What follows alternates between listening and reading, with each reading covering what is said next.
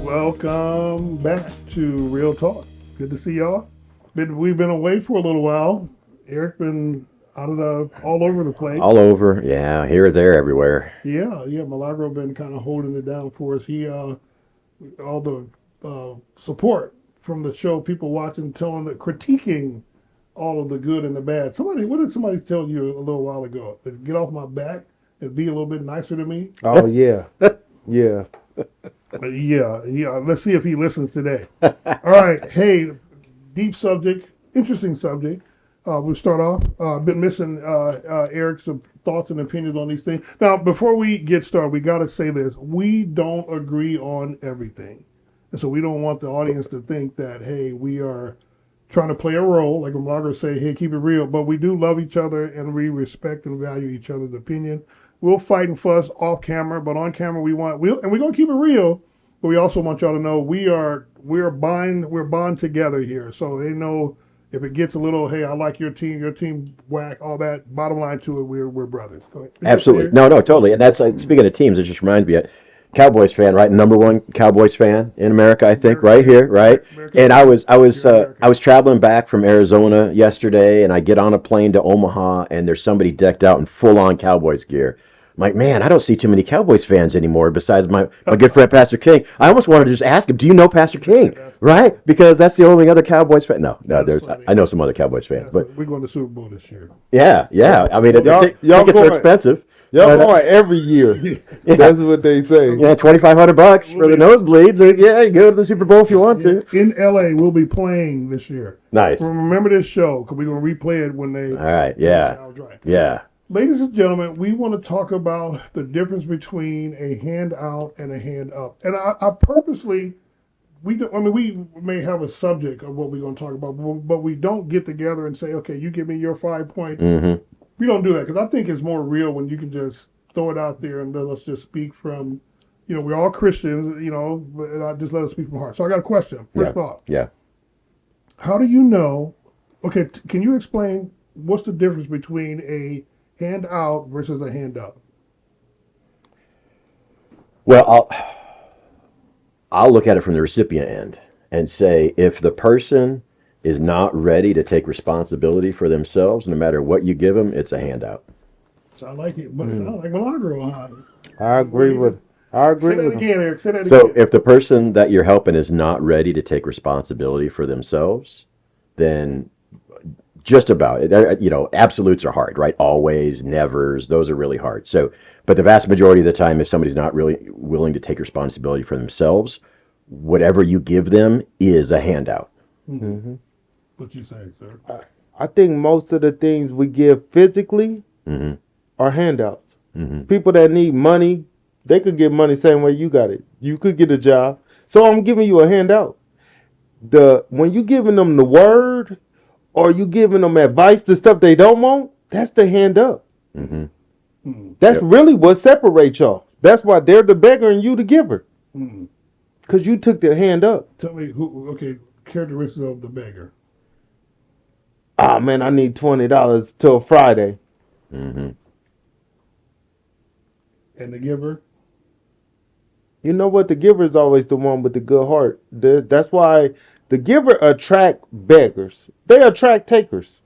Whether it's the opposite sex, your family, whatever. Mm-hmm. Like in your family, you know who not to ask for money. And most of the time, they have the most money. But they not giving nobody nothing because they work for everything. So everybody's scared to ask them. But when Uncle June come around, you'll give them your last. And they know that. So what are you going to say here? Oh, yeah, no, it's the heart of the person giving and the heart of the person receiving, right? So, yeah, some people they have to give in order to feel worthwhile themselves.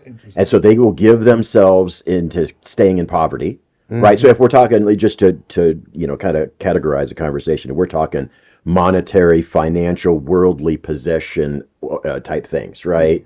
Then yes, you have folks, but even time, like you have folks that give so much of their own time that their own stuff is in shambles and they're always helping other people. Why? Because they don't find value in themselves unless they're doing something, right? And that's the same thing with giving. And then those that have the most money are usually those that are keeping really good track of every penny. But then that can be fear-based, and it's like God saying, no, help somebody. And that's the challenge but that's why I was orienting on the recipient, because we could try to work on the hearts of those that have or give, right? But for me, it's a matter of the person. Is God telling you to help this person?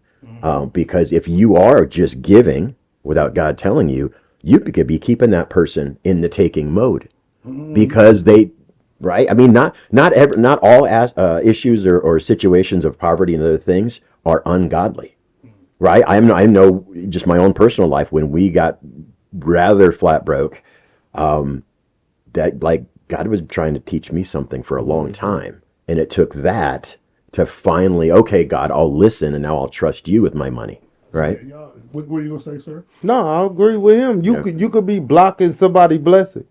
Like even me, I had a great job for 15 years, and honestly, when it shut down, that was the humblest I ever been in my life. I needed that.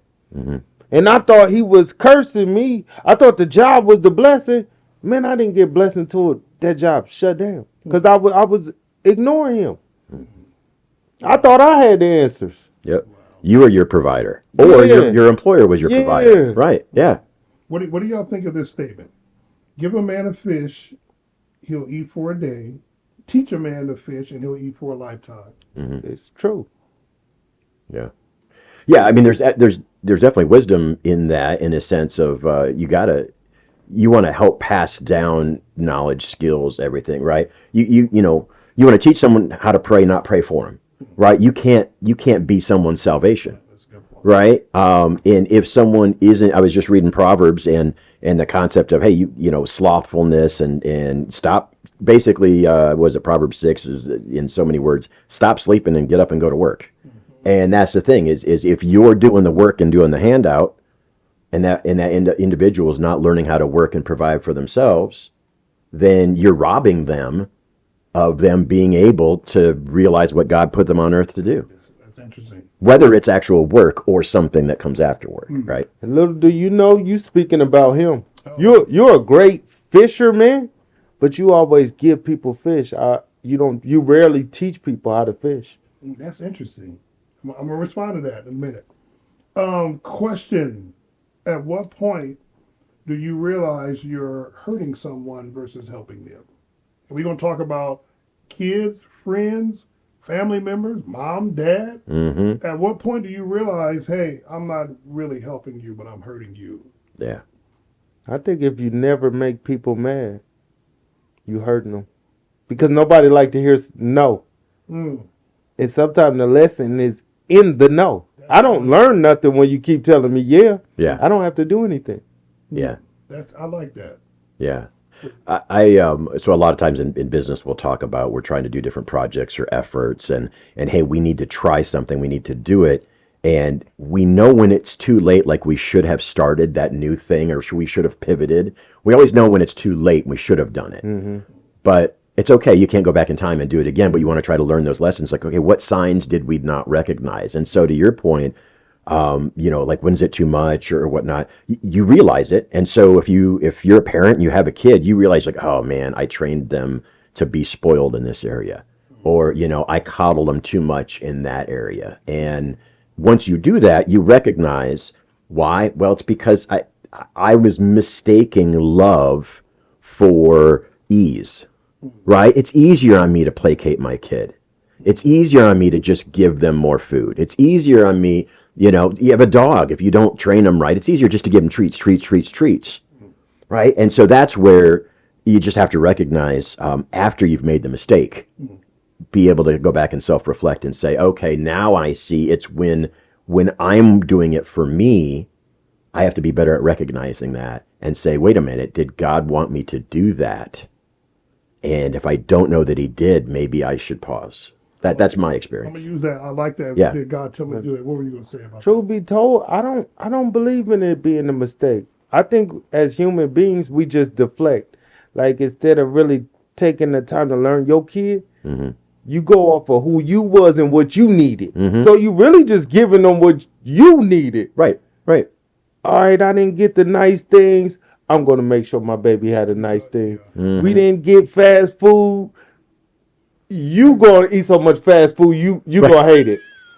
Do you know I never had pizza until after I graduated from high school? Mhm. My mother, she couldn't afford. Yeah. And she would say, "Why would I take all 6 of y'all to go out to buy pizza Mhm. where she can make pizza at home or Yeah, yeah. those Yeah. tortilla, remember those tortilla pizzas? Yeah. Never mind. Anyway. Yeah, the Tortinos. Yeah, Yeah. I had those for lunch every day in Yeah. junior high. Yeah. That was the Yeah. only pizza we got. Yeah. How Heck yeah. do we teach people how to trust and lean on the Lord and not us? I think y'all kind of answered that a little bit.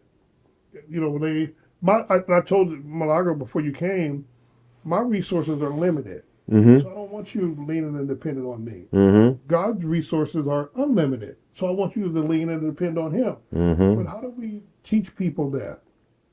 Yeah. Like I said, man, that's why I asked you a second ago. Do you believe the stuff you say?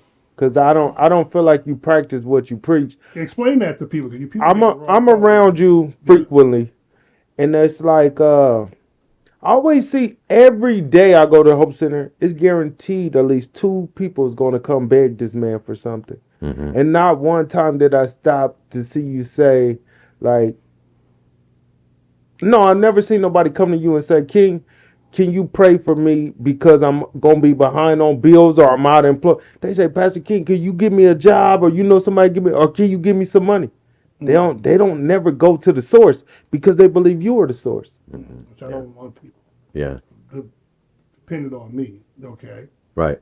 And that's so I'll jump on in King's chair for a second, only because I have a similar, I think, weakness, not in that same situation. But folks come and rely on me for all sorts of things too. And that's kind of that's one of the struggles I have is, okay, am I getting in God's way if I say yes? And so I've started saying no more.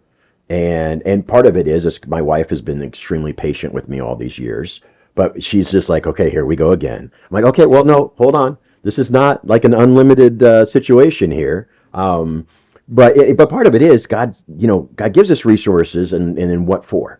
Right. So I'm kind of sensitive to there's a philosophy of, hey, if God gives you something, hoard it so that later on, you can do something with it. It's like, well, no, when God gives you a resource, whether it's time, energy, money, whatever, it is to be giving.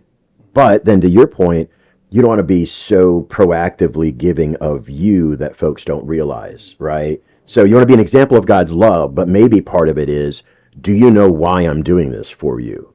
Right? Because God wanted to bless you today, and He told me it was okay. Right? And maybe there's that opportunity that we have, so that we're not training kids to instead be like, oh yeah, there's the slot machine, Right. right? Yeah. And Yeah. if I'm hearing you right, and if I'm being honest, I'm still learning that, because I know Jesus said it's more blessed to give than receive. The Bible says, "Give and it shall be given unto you." As believers, I know we're called to be either the parable of the Good Samaritan. Y'all know that story. I know that's true. In terms of as believers, how we're supposed to act. But to your point, I'm still learning how to, because I don't want people depending on me. I don't want you, because the more and more you lean and depend on me, Mm-hmm. the more stressed I become. Because it's like you want to, especially when Get kids, my Bible real quick. especially when kids have issues, or their lights are cut off, for example, or the rent need to be paid, and I mean, we can't pay, if all 3 of us got together, we couldn't pay everybody's rent or do stuff like that. But I do feel that okay, you can say, okay, well, that's Bobby, that's your family's problem. But it's like, once I hear it, there is that extra weight of, okay, if I was in that situation, what would I do? So I do feel that. I Yeah. get it. Yeah. But we all, I look at all 3 of us as givers because I would give my last 2. And my wife, she get mad at me. Well, she hate when somebody come to me because she know. Because I do feel that I guess we got survivor's guilt. It's like, man, I got it. Yeah. What do I care? Yeah. But it's like with y'all 2, I feel like y'all block so way more. Y'all think y'all doing good, but I feel like y'all blocking so much blessings, and y'all sound like such Americans to me. Because what do y'all think is the gift? What's the best gift y'all got? The best gift we got. Yeah, Right. Is Me, I'm going there. was knowing God and God's love. there you go. Right. Yeah. That's your blessing. Yeah. Giving it should be given. They're not talking about money. Yeah. You don't have to give money. That's not the most powerful thing. And it's one thing that got y'all in that position. Right. Right. Y'all done had jobs. Y'all done did all that.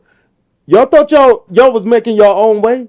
Y'all didn't live the life y'all living now until y'all connected to the source. Right. Yeah. That's what y'all got to give. And that comes out of Acts 3:6, where they said, "Silver and gold I don't have, but what I do have, I give to you in the name Right. of Jesus." Yeah. Yeah.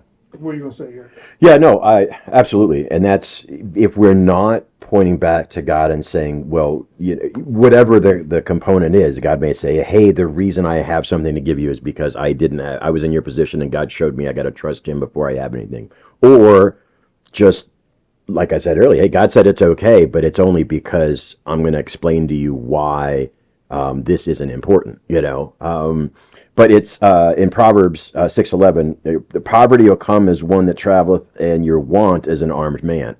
And meaning, you may not have any resources now, but the wants that you have as someone, that'll come and just rob you anyway, right? And so that's the part where when you're giving handouts, and this is part of what I've been trying to teach myself, to not be just so, oh yeah, let me help you because I see someone in need, right? If they don't have their priorities straight, which gets back to what you're saying, and how can you have your priorities straight if you're not keeping your eyes fixed on the Lord? And we're not all perfect from the beginning, but you gotta be starting there, right? Then us giving them something actually delays God reaching them, right? Because and the wants, and you cannot out earn bad priorities. Let's say that again. Right? You cannot out earn bad priorities. So no matter what it is, even if you're trusting God for your life overall, and then He starts blessing you in a way that is monetarily, measurable, if you don't have your wants figured out, you won't have any money.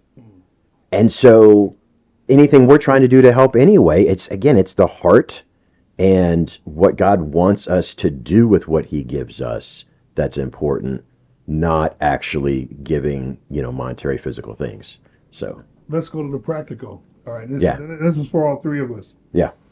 Close family member saying to you they need to borrow some money. Mm-hmm. You've loaned them money before, but they've come back again in a more desperate state than they were the first time. What do? Hand out, hand up. Mm-hmm. That's a handout.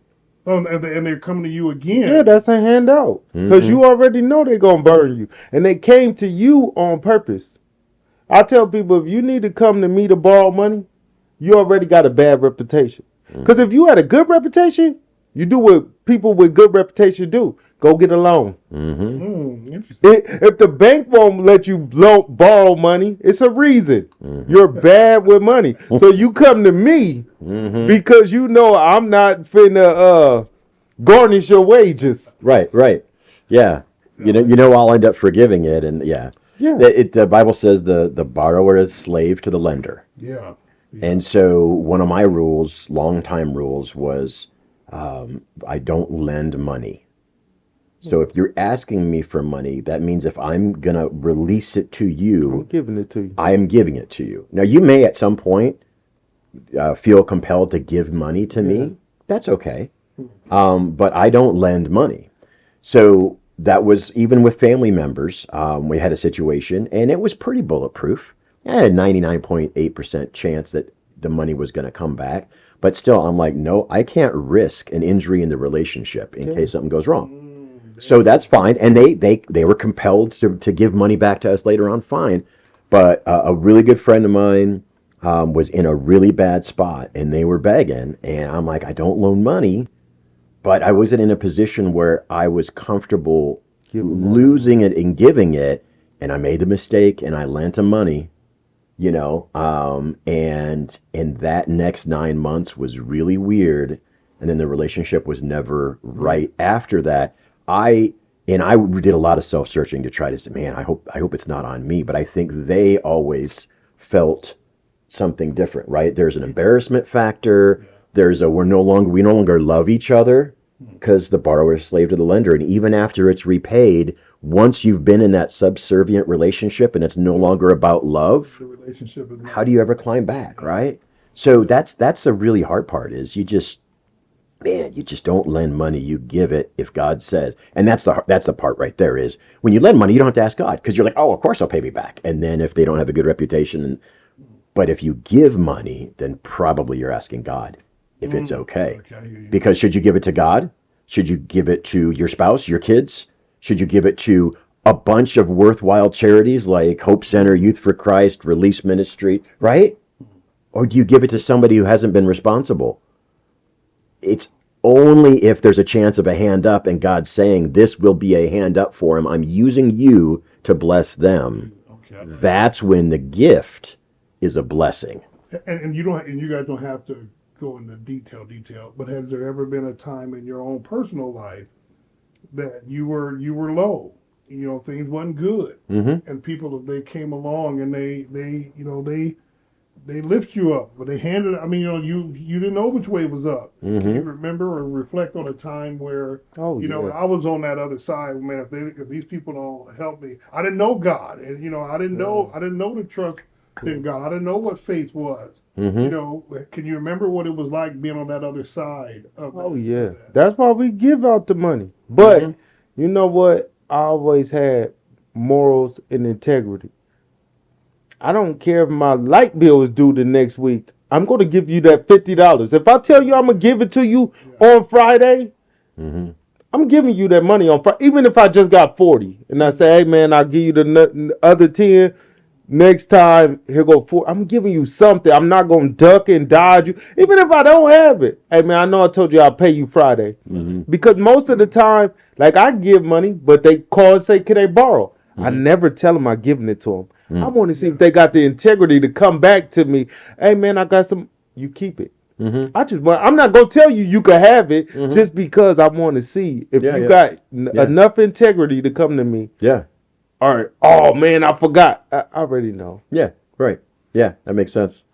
I mean, back in the single days, again, talking about not able to out-earn wants and bad choices, right? I had all sorts of fun experiences where I'd make a bunch of money and then I wouldn't have any and whatever. But, I mean, I remember something reminded me the other day. I actually went and pawned a whole bunch of stuff to get the extra $50 I needed to buy the concert tickets to take this girl I liked to this concert she wanted to go to, and was flat broke. That's how crazy I was about trying to manage stuff. But finally, when I got married, had our first kid, my wife and I, my companies shut down on us, didn't get paid.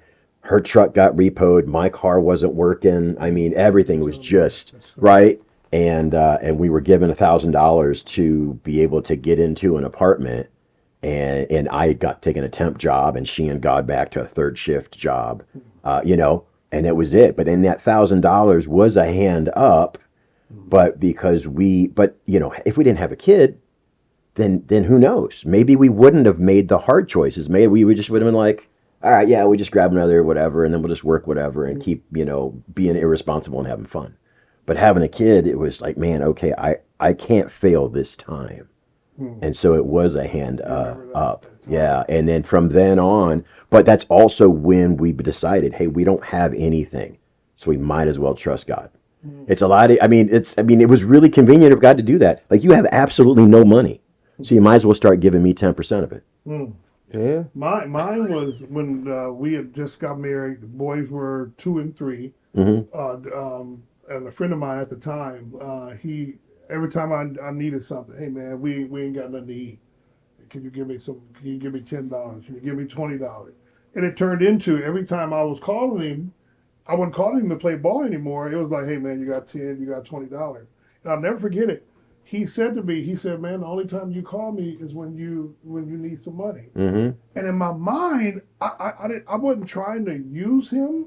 I wasn't trying to get over on him, but in my mind, hey, we didn't have any. But okay, but Ed, that was your wife and your two little kids for you to take care of. That wasn't your friend. So what he did, man, he broke off the friendship. He said, hey, I don't want to be friends. If he's watching, he said, I don't want to be friends with you no more, man, because the only time you call me is when you want something. Man, it hurt me deep. Yeah. But as time went on and I thought about it, it was like, okay, it wasn't his responsibility to feed my kids or to give me money, for my rent. And for a long time, man, I mean, I would see him out and he would not talk to me. He was like, hey, I don't want nothing to do with you.